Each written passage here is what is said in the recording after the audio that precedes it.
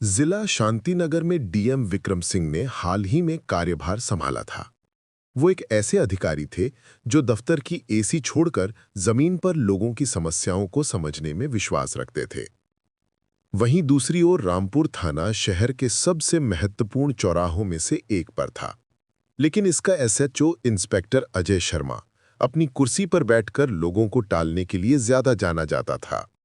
थाने के बाहर हमेशा भीड़ लगी रहती थी, पर अजय शर्मा सिर्फ बड़े मामलों या मालदार पार्टियों पर ही ध्यान देता था। एक दिन 65 साल की एक बूढ़ी औरत, जिसका नाम रुक्मणी देवी था, टूटे फूटे कपड़ों में डबडबाई आंखों से थाने पहुंची। उनके हाथ में एक फटा हुआ कपड़ा था, जिसमें से उनके कुछ जरूरी कागजात और पेंशन के 5,000 रुपए चोरी हो गए थे। ये उनके जीवन की आखिरी जमा पूंजी थी। रुक्मणी देवी ने हिम्मत करके इंस्पेक्टर अजय शर्मा के सामने जाकर अपनी दुख भरी कहानी सुनाई।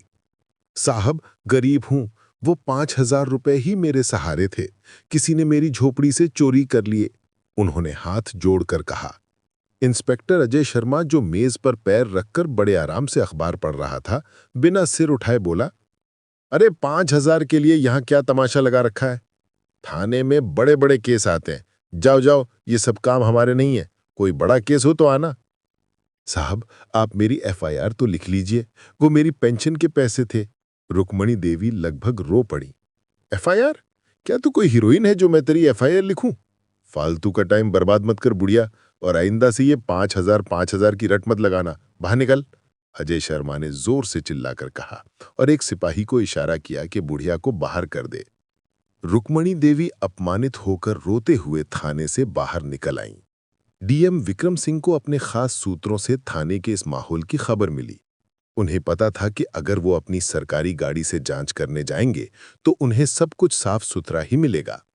उन्होंने तुरंत एक योजना बनाई। अगले ही दिन डीएम विक्रम सिंह ने अपनी सफेद शर्ट, चमकती पैंट और महंगे जूते, उन्होंने एक पुरानी, थोड़ी फटी हुई कॉटन की कमीज, एक साधारण सा पजामा और घिसी हुई चप्पलें पहन ली। चेहरे पर सफेद दाढ़ी बढ़ा ली और सिर पर एक पुरानी टोपी लगा ली। वो पूरी तरह से एक आम ग्रामीण व्यक्ति लग रहे थे।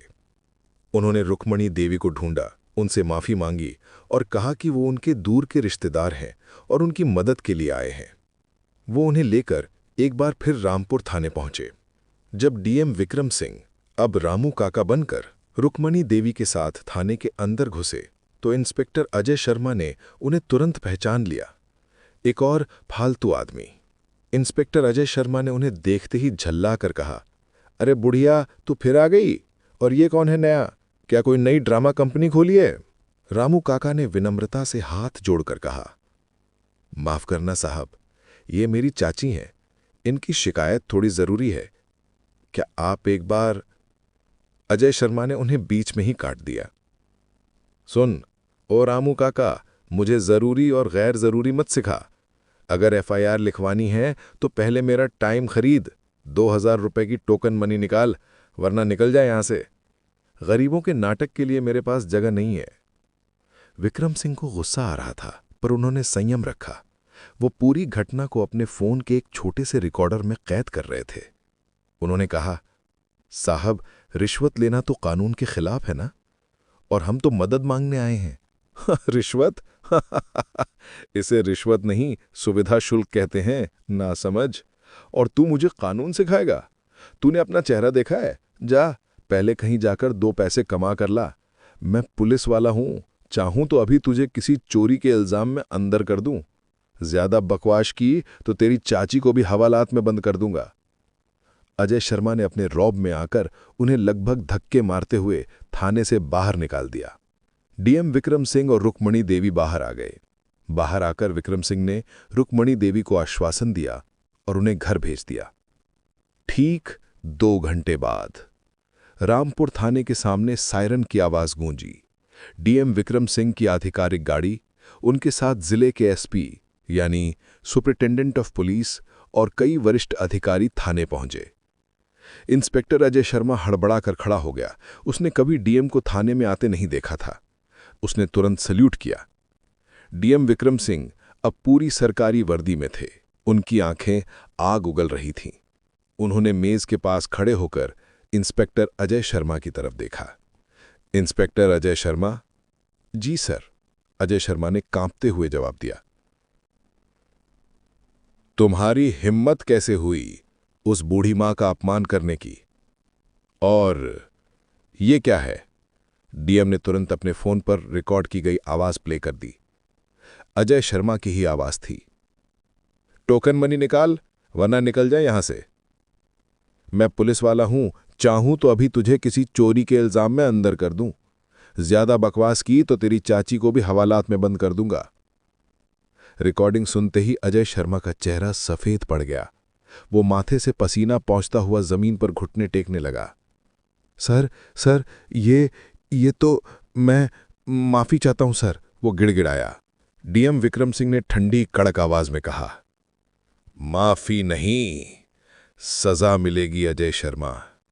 तूने सिर्फ एक एफआईआर मना नहीं की, तूने कानून की इज्जत को नीलाम किया है।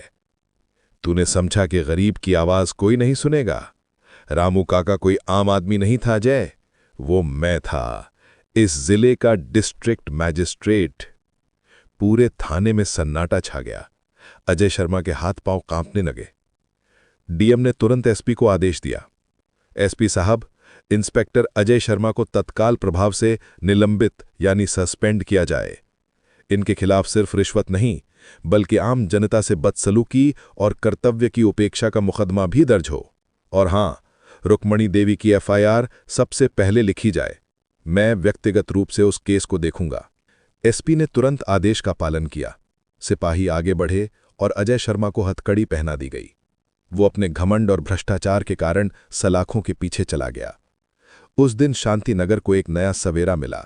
ये संदेश स्पष्ट था कि चाहे डीएम हो या कोई आम नागरिक, कानून सबके लिए बराबर है और न्याय